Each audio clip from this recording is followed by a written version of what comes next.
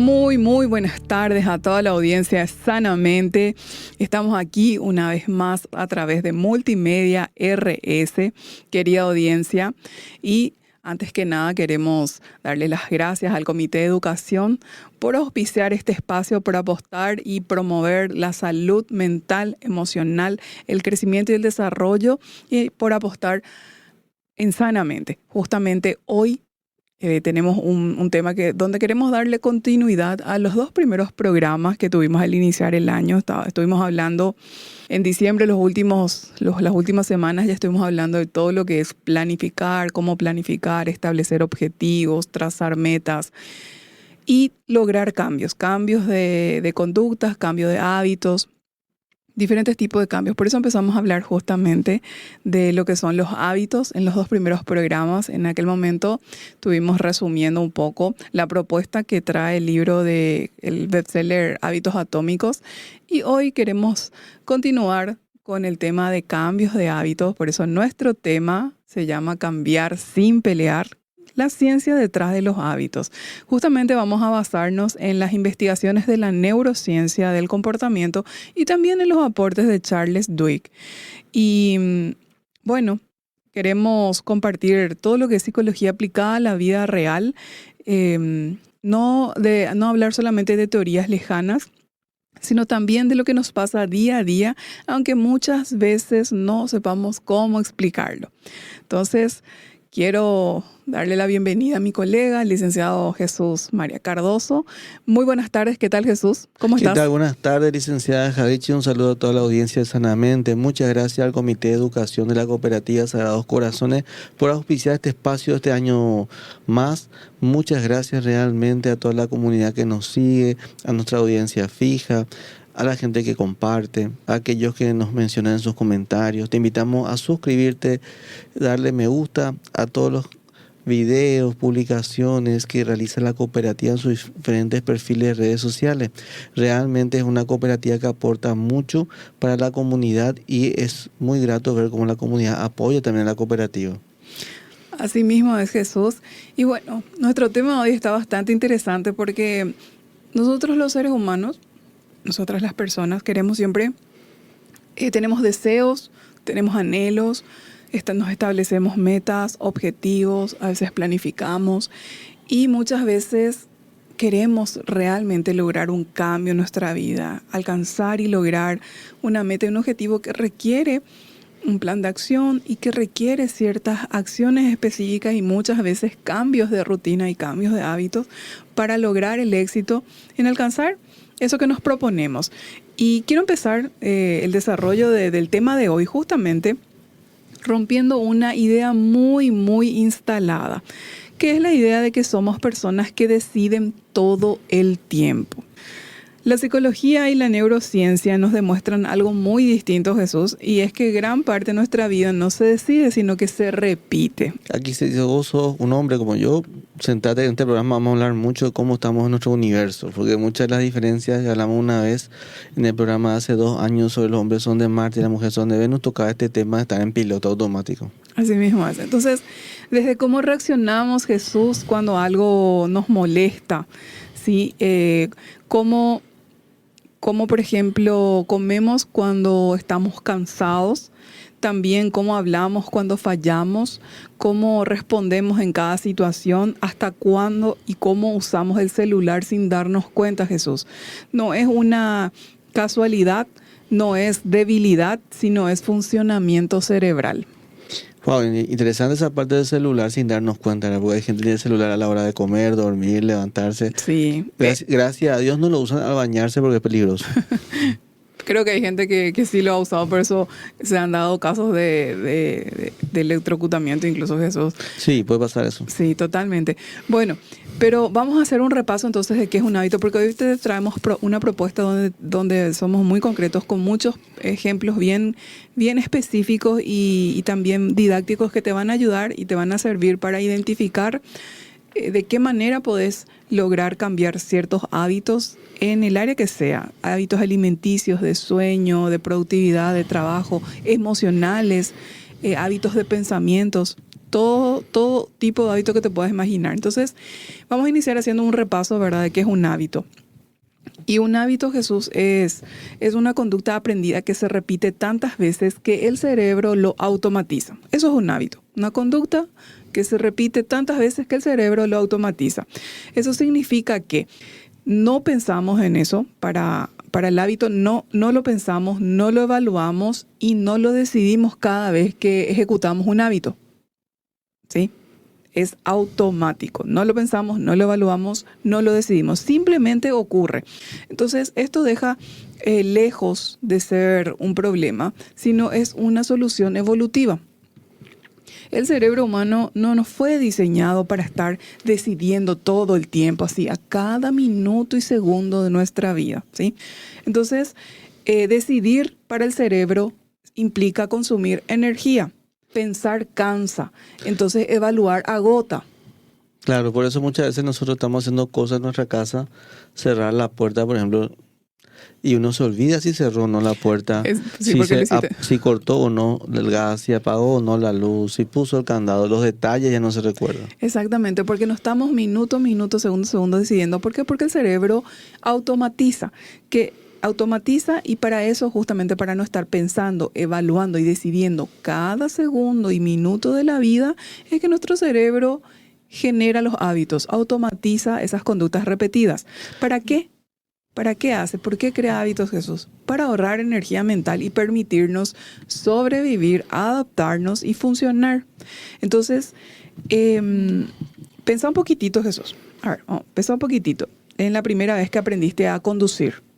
Seguramente estabas tenso, atento a cada movimiento, el embrague, el freno, el espejo, el tránsito, todo estaba sumamente atento, así, y implicó un esfuerzo y una atención importante cuando empezamos a manejar, ¿verdad? Después, ¿cómo terminabas de eso? Cansado y hasta tal vez con incluso con dolor de cabeza, ¿sí? Sí, el gran desafío era salir en la ruta, me acuerdo. Sí. Y hoy manejas, incluso hablas, pensás en otra cosa y llegas a destino sin recordar cada paso. Es el automático. Es el automático. Sí. Y hay gente que se maquilla en automático, por lo que estoy viendo últimamente. Sí. Entonces eso no es distracción. No es que estés distraído y vos saliste de tu trabajo y llegaste a tu casa y no te acordás ni cómo llegaste a tu casa. Sino que eso es un hábito sano funcionando. Los hábitos tienen sus funciones, ¿verdad? Y son positivos. Solamente que tenemos que tomar el timón nomás de cada hábito y ser muy intencionales en qué hábitos vamos a crear y qué hábitos vamos a reemplazar o desaprender para colocar otros hábitos en ese lugar. Es un reemplazo. Sí. Entonces, el cerebro dice algo así. Yo ya aprendí, entonces no necesito gastar energía en esto. Ya lo automatiza. Entonces, vamos a ver un poco un ejemplo, un hábito emocional, Jesús. Entonces, hay personas que ante una crítica, por ejemplo, se defienden automáticamente. Otras personas se callan. Otras personas se sienten atacadas. Y otras personas se desvalorizan internamente. Entonces, no es que estas personas elijan reaccionar así, sino que es una respuesta emocional aprendida. O sea, ya es un hábito emocional como responden ante la crítica. Y muchas veces estos hábitos vienen y están instalados desde la infancia. Entonces, el cerebro repite lo que alguna vez funcionó para protegerse. Para protegernos a nosotros mismos, Jesús. Entonces, en sí los hábitos no son malos ni son buenos. Y eso es muy importante, ¿verdad? Los hábitos no son malos ni son buenos, sino que no son virtudes, tampoco son defectos. No hablan tampoco de tu valor como persona. Los hábitos... Eso es importante aclarar porque hay gente que valoriza a la persona por los hábitos, pero como estamos diciendo ahora, los hábitos no son ni buenos ni malos, no son una virtud propia o un defecto, sino que son conductas que se mecanizaron. Así mismo es. Los hábitos son entrenamientos, ¿sí? Y aprendizajes que tuviste en algún momento de tu vida y ahí se instalaron. Entonces, todo lo que nosotros repetimos, el cerebro lo aprende y lo guarda y después lo ejecuta de forma automática. Entonces, el problema no es tener hábitos, sino que el problema es no saber cuáles tenemos, ¿sí? Ejemplo. Ahí entra el famoso feedback. El feedback, sí. Por ejemplo, hay hábito que hoy perjudica a una persona que cada vez que se siente insegura se critica internamente. Por ejemplo, ¿sí? Ay, yo y otra vez. Un diálogo interno que, que podría ser algo así. Yo y otra vez. ¿Cómo lo que soy tan torpe? ¿Cómo no me di cuenta? ¿Cómo lo que fui tan sonso? ¿Cómo lo que fui? Sí, se critica internamente. Entonces, cuando una persona actúa así, está actuando de manera automática, no está decidiendo en ese momento, no se dice, bueno, ahora voy a hablarme mal y a criticarme por esta situación. Simplemente ocurre, ¿verdad, Jesús? ¿A quién no le pasó? A todos nos pasó. Entonces ese hábito quizá nació como una forma de anticiparse al rechazo externo. Es una posibilidad, no sabemos. Siempre todas las cosas tienen un origen en un momento determinado de nuestras vidas. Muchas veces nos acordamos, otras veces no nos acordamos. Y ahí es donde tenemos que explorar un poco y escarbar para encontrar tal vez ese origen, esa causa y poder desmantelar esa idea, esa creencia que se arraigó en nosotros. Entonces, ¿qué pasa? Puede ser que en su inicio era para protegerte, pero hoy ese hábito te lastima. ¿Por qué? Porque te genera en un crítico muy, muy severo para contigo mismo y eso no ayuda a la autoestima, ni tampoco a valorarte y tampoco te fortalece para salir adelante, Jesús. Otro ejemplo, un hábito que ayuda sería una persona que ante el estrés sale a caminar o respira profundo. Entonces siente estrés y la persona para aliviar ese estrés respira profundo o sale a caminar. Tampoco decide, es un hábito, ¿sí? Entonces es una respuesta automática que regula el sistema nervioso central. Entonces, mismo mecanismo, mismo resultado, distinto resultado. Mismo mecanismo, distinto resultado. Jesús, ¿y por qué vos pensás que nos cuesta tanto cambiar? Porque, y recién escuchamos que decía que uno no es consciente. Porque hábitos hay de muchos tipos, ¿verdad?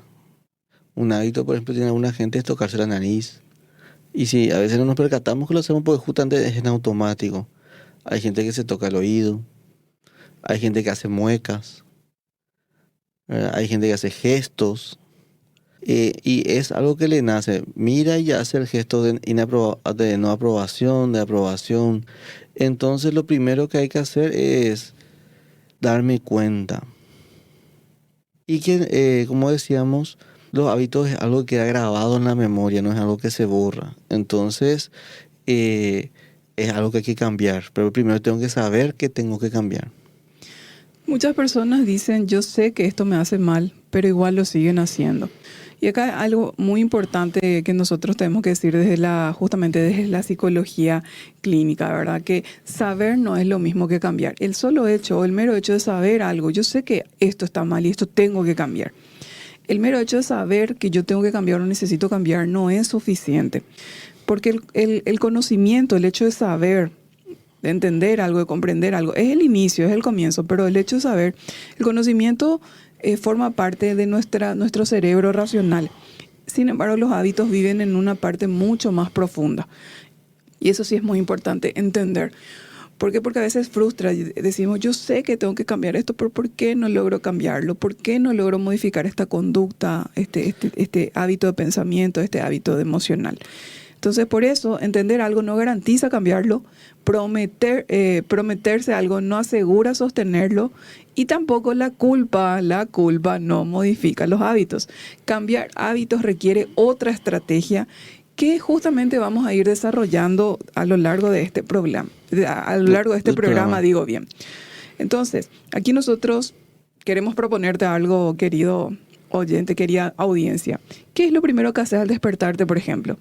¿Qué haces cuando estás cansado? O cuando estás frustrado, o cuando sentís estrés. ¿Cuál es tu primer impulso y cuáles son tus hábitos normales, habituales? ¿Sí? ¿Qué reacción se te activa cuando algo no sale como esperas? Acá hay tanto de que hablar, ¿verdad? Hay gente que fuma, hay gente que bebe. Que come. Sin tener hambre. Porque no está mal comer. Pero no está mal comer, sí, sin tener hambre. Come, siente estrés y busca aliviar el estrés a través del placer que produce la comida. Porque al comer nuestro cuerpo se irá un montón de hormonas. Hay otros que plaguean. Hay de todo. Hay mal humor, hay gente que le pone mal humor a otra persona. Sí. Porque como no maneja ese estado emocional, se le desborda la forma y lo canaliza de mala manera. Hay gente que responde mal, hay gente que cambia su actitud repentinamente. Así es. Si es una noticia que le afectó en algo, hasta puede llorar y uno sabe qué está pasando. Pues no tiene un hábito de cómo gestionarse emocionalmente.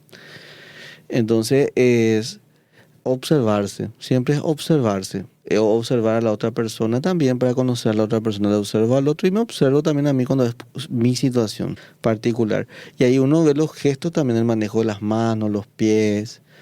También tenemos eso nos ayuda a hacer el primer paso, que sería la observación. Nos ayuda a tomar conciencia, que es el primer paso para cambiar algo.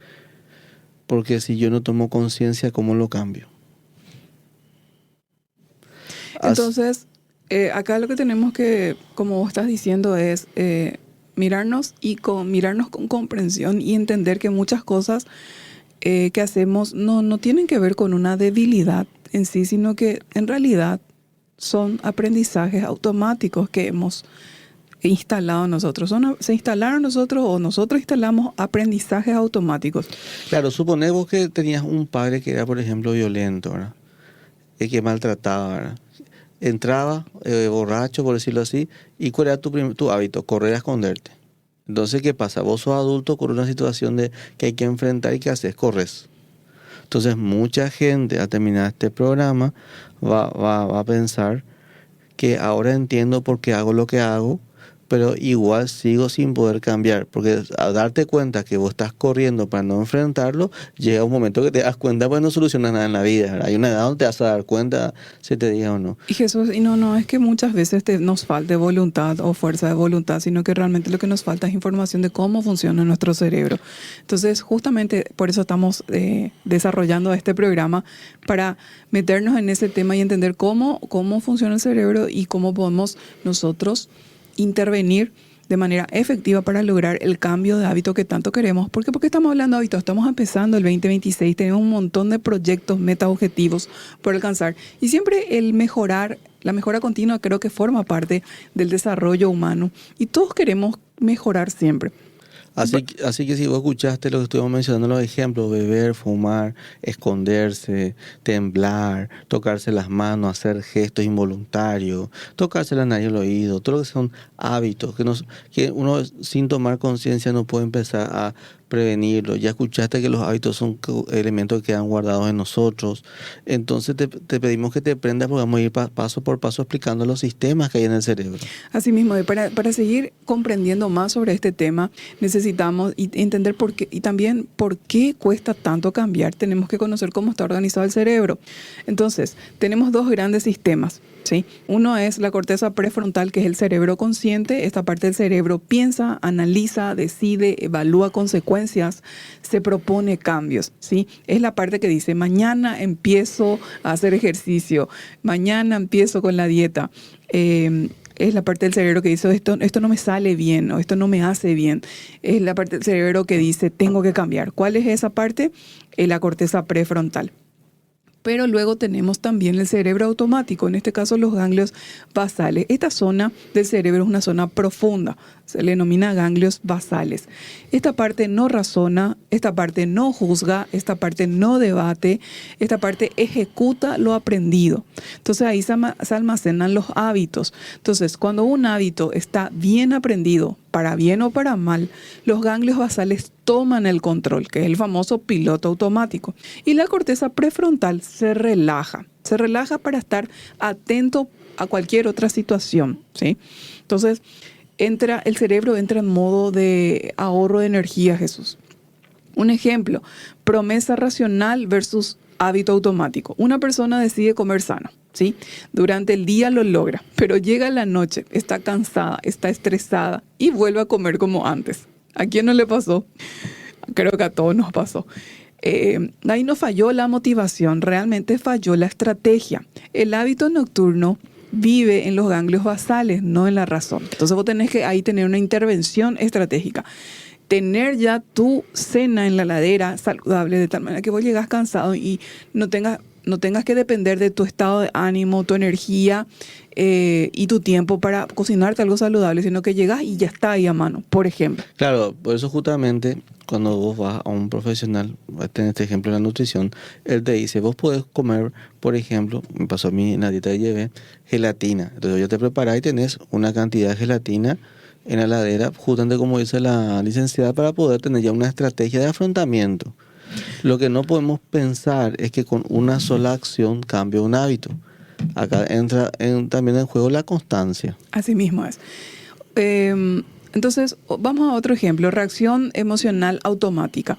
Alguien se propone no reaccionar de una manera específica, ¿verdad? Se promete mantener la calma, no reaccionar de forma a la defensiva, por ejemplo, estar muy a la defensiva y ser reactivo. Pero ante un comentario igual explota. Entonces, no porque quiera, sino porque el hábito emocional se activa antes que la razón llegue. Entonces nos damos cuenta que cuando sentimos, uno siente ese impulso. Y por más quizá que ya explotó, se frena y dice, lo siento. Y vas practicando. Lo que pasa es que en algún momento tienes que cortar públicamente para poder ir retomándote.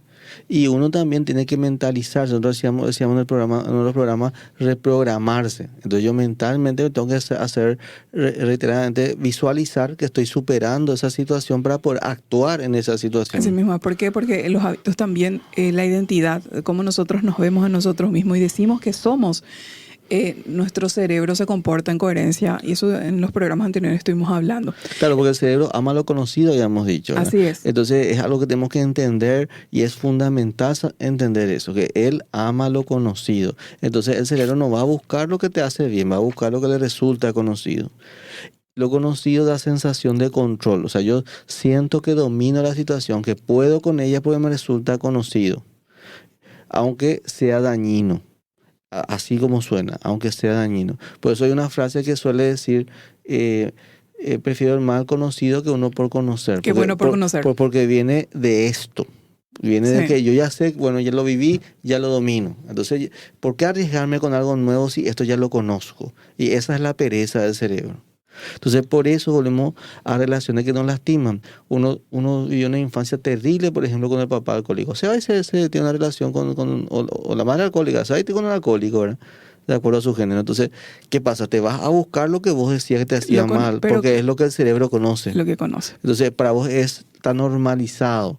Yo creo que tenga que hacer un quiebre de esa idea de normalización e introducir el sustituto, que es lo que a vos te hace bien, es una pareja que no beba en exceso y que tenga mejores valores. Repetimos entonces pensamientos negativos por ese impulso, ¿verdad?, que hace el cerebro. Sostenemos conductas que no nos ayudan. Y acá entra en un juego el por qué tenemos que asistir a ayuda. ¿Por qué? Porque vamos a ser masoquistas si no lo hacemos. Vamos a seguir recibiendo un resultado que nos genera daño. Y esa sensación de insatisfacción, de frustración, de no avance, que seguimos en lo mismo, que nada de lo que hagamos pareciera que haga un resultado positivo. Pero es porque hay que ponerle constancia. Si algo te llevó años practicando, en 2-3 cambios no va a quedar tu nuevo hábito. Hay que insistir. Y antes se hablaba de los 30 días, después se habló de los 40 días, después se habló. Lo ideal es ser constante, porque todos sabemos que lo que cuesta hace bien. Y no caigamos en el engaño de esto ya lo conozco y sé cómo manejarlo. Al contrario, tratemos de evolucionar en situaciones diferentes buscando lo que conscientemente sabemos que nos hace bien. Por ejemplo, una persona que siempre elige el mismo tipo de pareja, como decíamos recién, sufre, se decepciona, pero vuelve a elegir algo similar. Entonces yo tengo que tomar conciencia y resolverlo. No es casualidad. Aprendí ese patrón familiar, entonces en automático lo busco. Entonces yo tengo que desautomatizarme, reprogramarme, como había dicho en un programa, y ir a buscar la otra opción. Porque si no, voy a seguir teniendo el mismo resultado. Y la vida no se recupera, el tiempo de vida es valioso. Mientras antes decidamos cambiarlo, antes tenemos un resultado mejor. El diálogo interno es automático. Hay generalmente, por ejemplo, ¿Ese es un ejemplo? Sí, ante un error, alguien se dice, siempre hago todo mal. La gente que tiene un artista o un deportista que siente que lo que le rodea o su vida es insatisfactorio, ante el menor error haciendo lo que le gusta, lo primero que dice, esto no me sale, no lo sé hacer. Por eso es muy importante la motivación que uno le da, por ejemplo, en el caso que esto sea un niño. Porque si al niño yo le motivo y le muestro que él va a poder, él va a manejar diferente la sensación de frustración. Y los mejores deportistas no son los que tenían todo servido, sino aquellos que se esforzaron por lograrlo. Está la historia de Cristiano Ronaldo, Diego Armando Maradona, Lionel Messi, donde uno puede ver que ellos lucharon contra una situación adversa de no éxito. Entonces vos tuviste que ser consciente de eso para poder enfrentarlo, porque uno no lo piensa en conciencia, se deja llevar por la emoción cuando te sale mal. Ah, esto no es para mí, ah, esto es feo. O le decía a alguien que dibuja excelente, si tiene baja autoestima, qué lindo es tu cuadro, y dice, no, esto es horrible, y algunos hasta lo rompen, no lo tachan. Entonces, trabajar esa emoción aprendida es difícil, de insatisfacción, pero es un hábito mental que se activa solo. Y uno entonces tiene que hacerle consciente o hacerse consciente, si es el caso de uno, de que es una reacción emocional. Y cuando te das cuenta que no fue una intención ni que es productivo lo que hiciste, ahí sentís como una vergüenza y vas afirmando la necesidad de cambiarlo, porque tu motivación siempre tiene que ser evolucionar, crecer, desarrollarte. Algo también, Jesús, muy importante, sumando a lo que estás mencionando, es entender cómo funciona el cerebro bajo estrés. Esto es muy importante. ¿Por qué? Porque el estrés siempre forma parte de la vida y aparece. Ya tuvimos programas hablando del estrés, que el estrés no es malo, que hay dos clases de estrés, que hay un estrés que es necesario incluso porque te da cierta activación y cierta motivación, impulso para lograr metas. Es necesario sentirse desafiado para justamente sentirse impulsado a un logro, a un resultado. Entonces, ¿cómo funciona, cómo actúa el cerebro bajo estrés? Es muy importante saber y entender que cuanto más cansados, estresados o angustiados nosotros estamos, usamos menos la parte racional del cerebro. La corteza prefrontal se fatiga y cuando se fatiga vuelve justamente el cerebro a lo automático. Por eso es que justamente recaemos cuando estamos mal, volvemos a viejos hábitos cuando estamos en crisis o perdemos control cuando más lo necesitamos. Porque el cerebro cuando está bajo estrés, entonces no usa la parte racional, no usa esa parte pensante, sino que le deja la parte del cerebro automático que tome el control. Y por eso decimos que el cerebro te sabotea, porque vos tenés una buena intención. Por eso agarro lo del deporte, porque justamente es un buen ejemplo, porque para dominar un deporte no se hacen 1 o 2 horas, 1 o 2 días, 1 o 2 meses, son años de entrenamiento. Entonces, ¿qué pasa? Se necesita una constancia y una disciplina. Entonces, acá tenemos que ser conscientes que la decisión, no el deseo, la decisión de cambio tiene que ser apoyada en forma pensante. Entonces, cuando yo veo que algo no me sale bien en un deporte, yo me voy a entrenar hasta que me salga. Si yo soy artista, yo que tuve un familiar artista, horas me paso ensayando el bosquejo y el dibujo y días y meses, porque es dominar una técnica. Y en la vida las situaciones se van a ir repitiendo. Entonces, como en forma automática trae el patrón de recuerdo, yo tengo que tratar de lograr que al sentir que viene la detonación de eso, yo salgo con la decisión. Y eso es lo que uno entrena. No es fácil para una persona. Yo me recuerdo que había no sé si era Palermo, que erró 3 penales, que después se fue a tirar un cuarto hasta meter, porque uno se tiene que enfrentar a sí mismo para romper eso. Y no es fácil errar en público 3 penales, o 4 penales, o 5, por dar ese ejemplo. El tema es el desafío de romper esa sensación de que no se puede, que eso va a ser así, porque el automático viene, porque ya es algo adquirido. Entonces el estrés lo que hace, me hace sentir esa sensación de angustia, me hace sentir esa presión, como que el mundo se achica a mi alrededor. Entonces ahí es donde yo me enfrento a mí mismo en la decisión de sostenerla o dejarme ganar. Y acá lo importante, Jesús, es entender que no es un retroceso. O sea, cuando el cerebro está cansado, estresado, angustiado, ahí es donde nosotros recaemos, volvemos a viejos hábitos, ¿verdad? O se pierde el control. Pero eso no es por retroceso, eso es neurobiología. Eso es lo que tenemos que entender, ¿verdad? Por ejemplo, una persona que se propone manejar mejor su estrés, pero después de semanas de mucho trabajo vuelve a hábitos antiguos como fumar, comer, explotar emocionalmente. El cerebro, cuando está agotado, elige el camino más fácil, que es el camino del automático, el camino ya marcado. ¿Sí?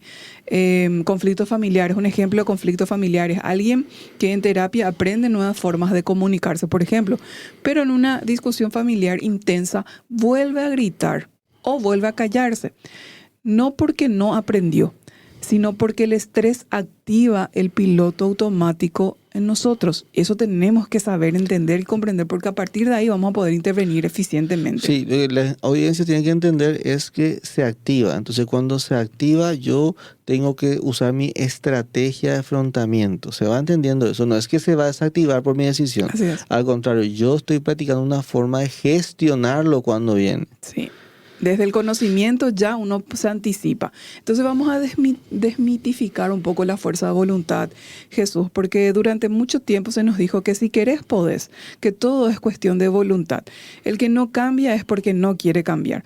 Desde la psicología actual sabemos que eso no es así tan cierto. Y en las campañas que se hicieron últimamente sobre el suicidio, en el medio del suicidio, se habló mucho de esto, porque hay gente que demasiado ligeramente dice, Sí. si vos quisieras dejar tu depresión, lo podés hacer. Claro. Ya lo dice por desconocimiento de lo que es, como estamos diciendo ahora, el funcionamiento biológico del cerebro.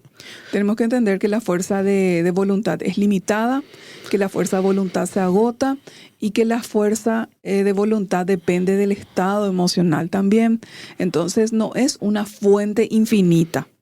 Sí, no es una fuente infinita, tiene sus limitaciones y nosotros tenemos que conocer eso. ¿Para qué? Para que desde el conocimiento podamos establecer estrategias de afrontamiento como nos está diciendo Jesús. Entonces, por eso justamente cambiar hábitos solo con la voluntad no funciona. ¿Sí? Que se entienda bien solo.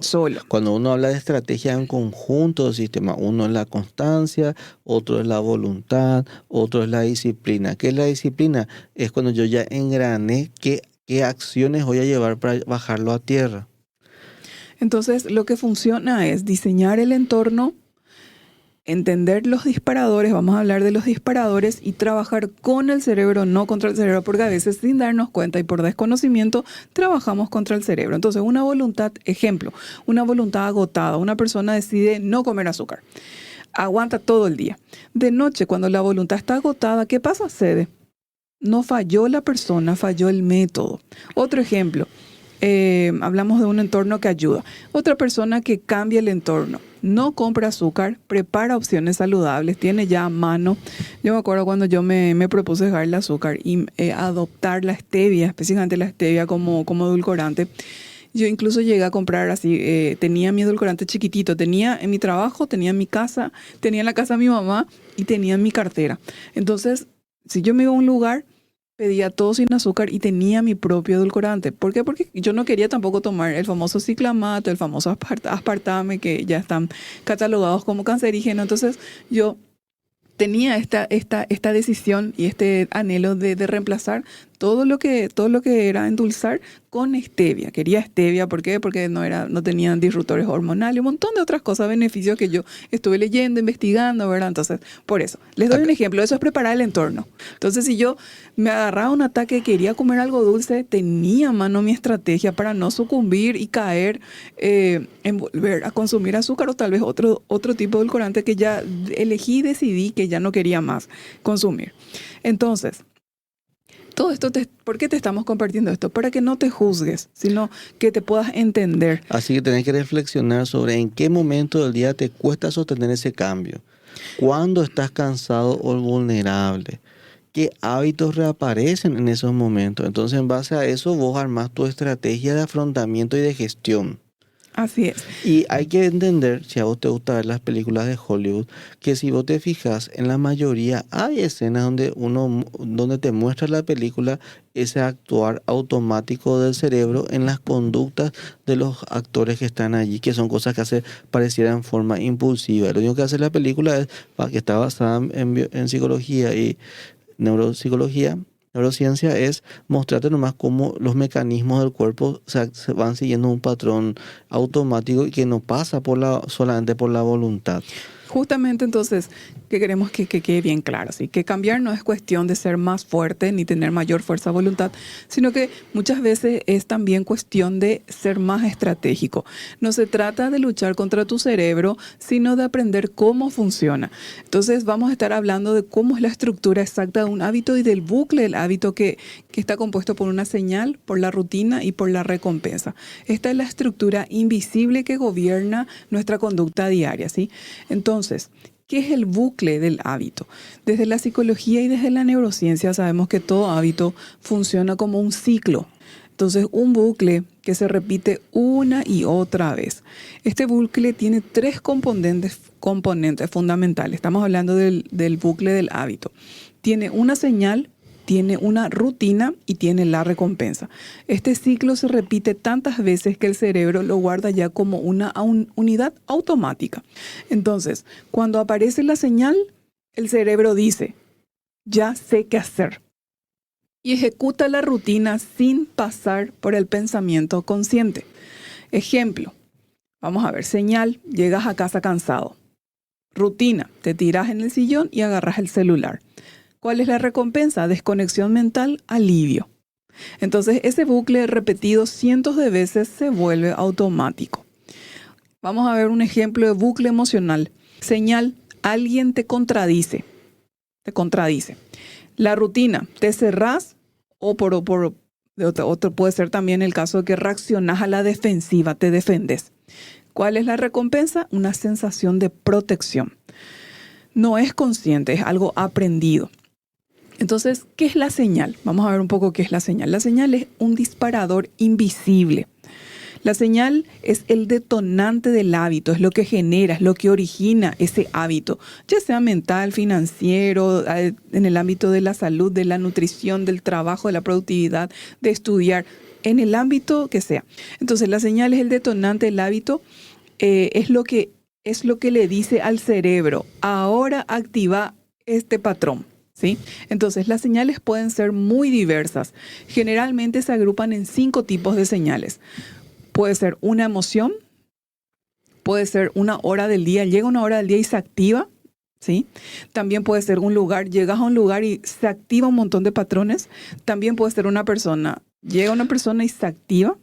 Y también puede ser un estado corporal, cómo está tu cuerpo, ¿sí? Entonces, muchas veces creemos que el problema es la conducta, pero el origen está en la señal. Tenemos que aprender a leer y a detectar la señal, porque después de la señal viene la acción o la rutina, eso que querés cambiar, por ejemplo, eso que no te gusta, porque acá estamos hablando de rutina y de porque queremos lograr ciertos cambios en nuestras vidas para mejorar. Entonces, un ejemplo, una señal emocional. La señal sería ansiedad o tensión interna. Algo o alguien o una situación te genera ansiedad o una tensión interna. Entonces, ¿cuál es la rutina que ahí se dispara? Comer sin hambre. Comer sin hambre. Tensión. Entonces, bueno, voy a comer algo. ¿Cuál es la recompensa? Alivio momentáneo. Porque comer genera placer. Tenemos que saber eso, que el comer genera placer. Entonces, mira, ahí se estableció un hábito, un bucle que, imagínense, si nosotros cada vez que nos sentimos tensos vamos a convertirnos en una bola de nieve. O sea, es algo que no conviene, que no conviene. Es una pésima manera de encarar el estrés o la tensión. ¿Por qué? Porque vamos a terminar obesos, indefectiblemente.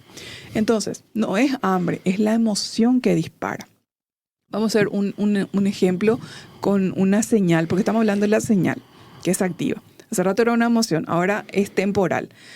La señal, entonces, llega la hora 22 y 30 horas. La rutina, revisar redes sociales.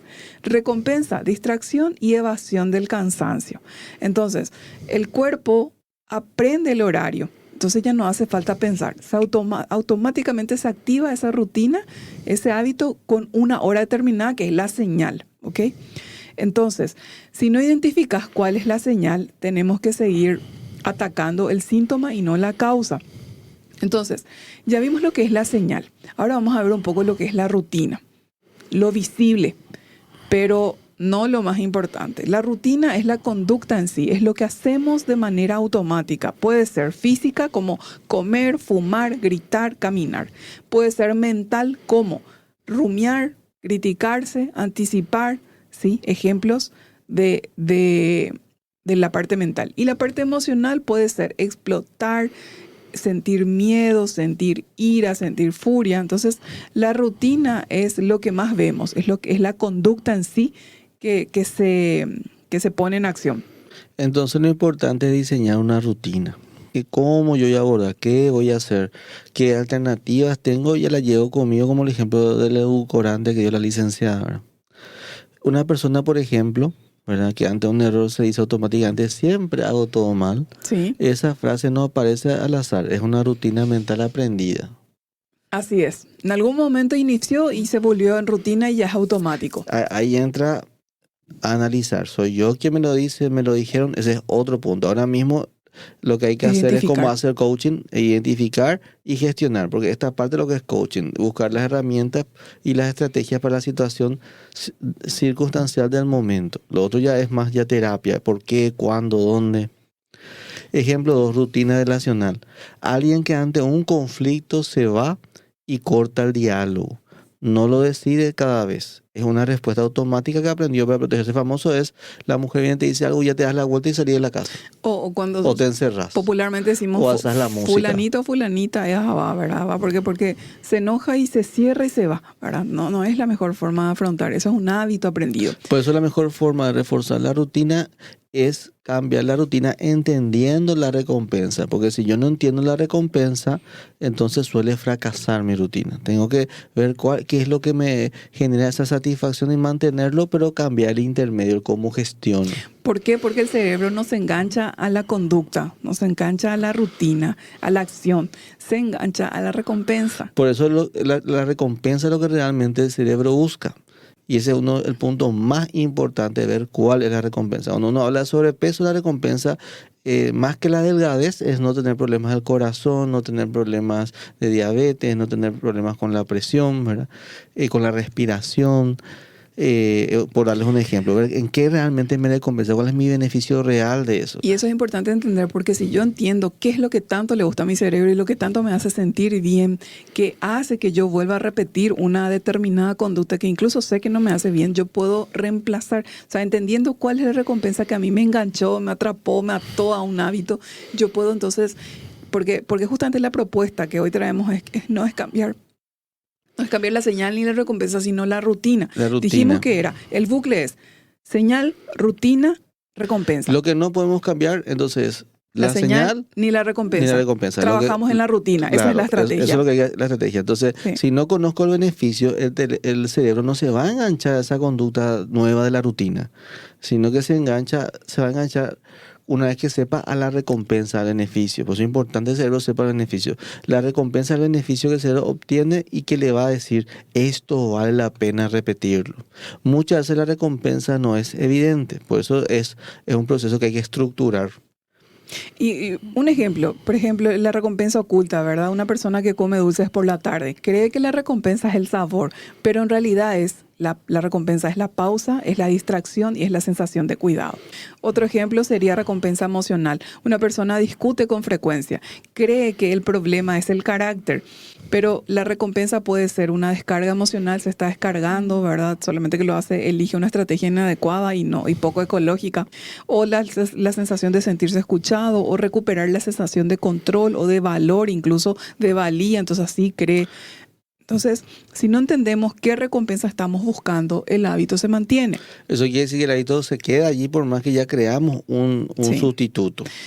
Porque siempre va a estar el detonante y la recompensa. Y lo que el cerebro hace es buscar el método para llegar a esa recompensa. Y siempre va a detonarse. O sea, siempre la hora... O sea, por eso no nos enfocamos ni en tenemos que identificar nomás la señal y cuál es la recompensa y trabajar en cambiar la rutina. ¿Por qué? Porque los hábitos no desaparecen, Jesús.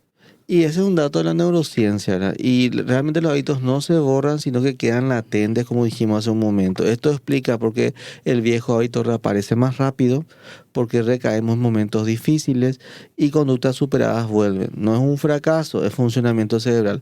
Así que si vos sos una persona que pasó por maltrato psicológico o maltrato físico y hoy estabas iniciando en los primeros tiempos tu tratamiento, ¿verdad?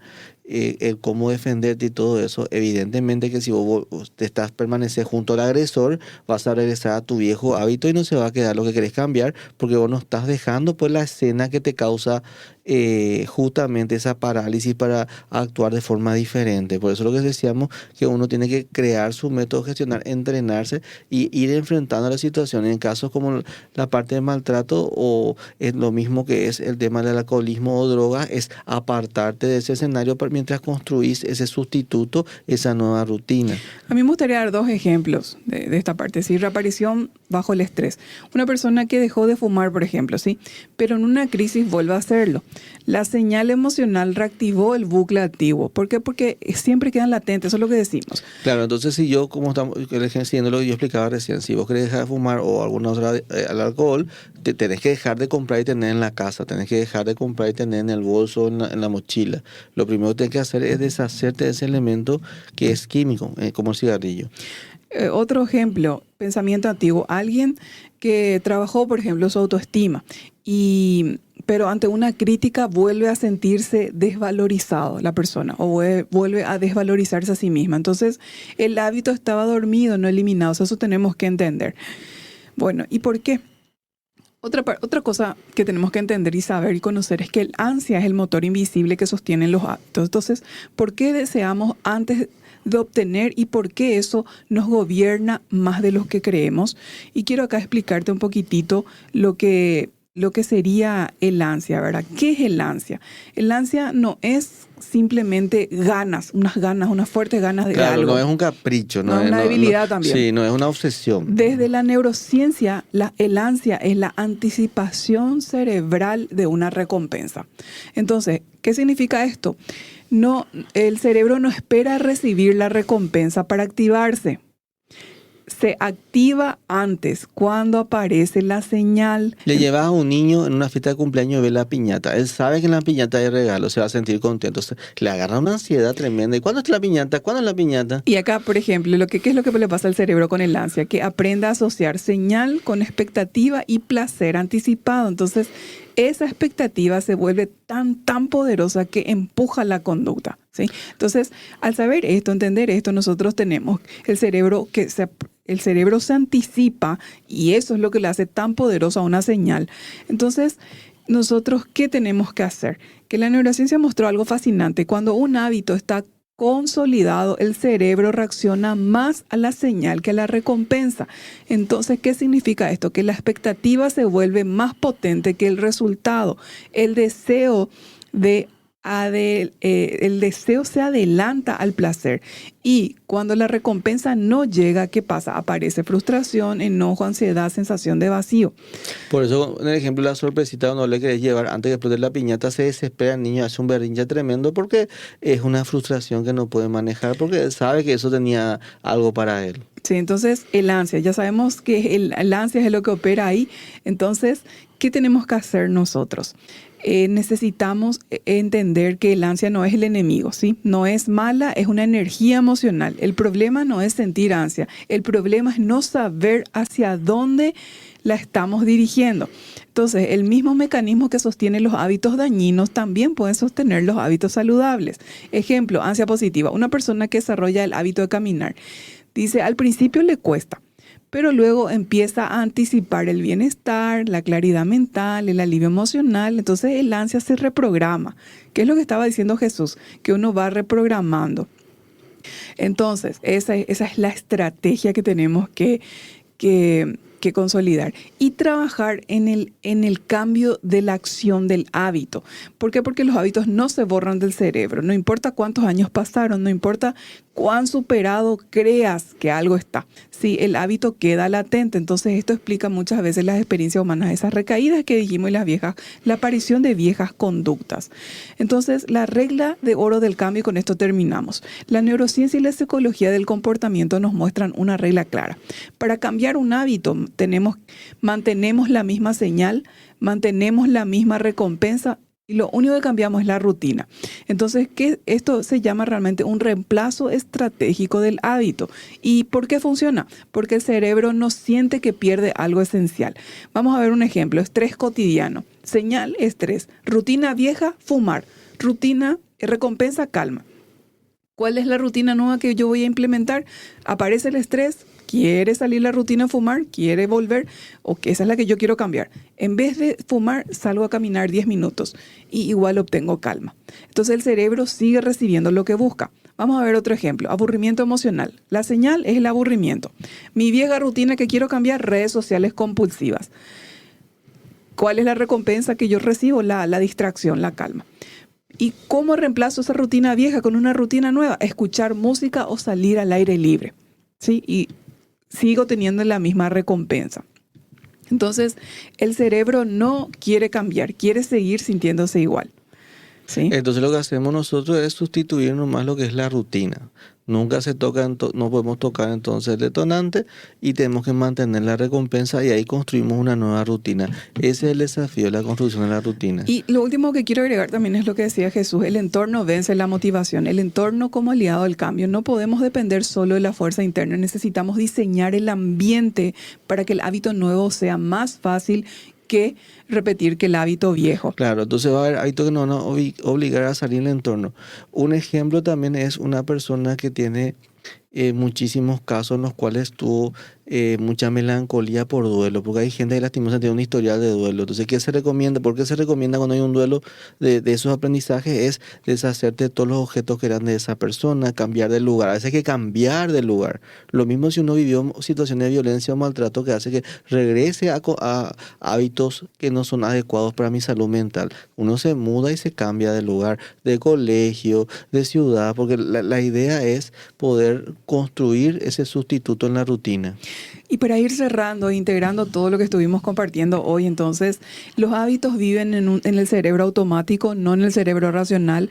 Cuando estamos bajo estrés, angustia, el cerebro automático toma el control, ¿sí? Y vence al cerebro racional. Tenemos que entender que los hábitos funcionan con una señal, una rutina y una recompensa. Tenemos que entender que el ansia, ese placer anticipado que sentimos de la recompensa, es el motor que sostiene todo hábito. Que los hábitos no se eliminan, solo se transforman y se reemplazan. Algunos hábitos son claves tenemos que cambiar la rutina para poder cambiar el hábito viejo que queremos dejar. Y cierro con esto. Justamente porque entender los hábitos no es solo aprender algo nuevo, es aprender a tratar de forma distinta el hábito. Los hábitos no te definen, pero sí te entrenan todos los días, y cuando entendés cómo funciona, dejas de ser prisionero del piloto automático, ¿sí? Y empezás a convertirte en el autor de tu propia vida. Entonces, le agradecemos por acompañarnos una vez más aquí en Sanamente, donde buscamos crecer y desarrollarnos profundamente. Queremos sanar la mente, pero también queremos aprender a vivir con más conciencia, coherencia y también con compasión. Entonces, muchas gracias por acompañarnos hoy en Sanamente. Nos vemos con algún tema más de psicología que va a ser para crecimiento y desarrollo personal. Chao, chao.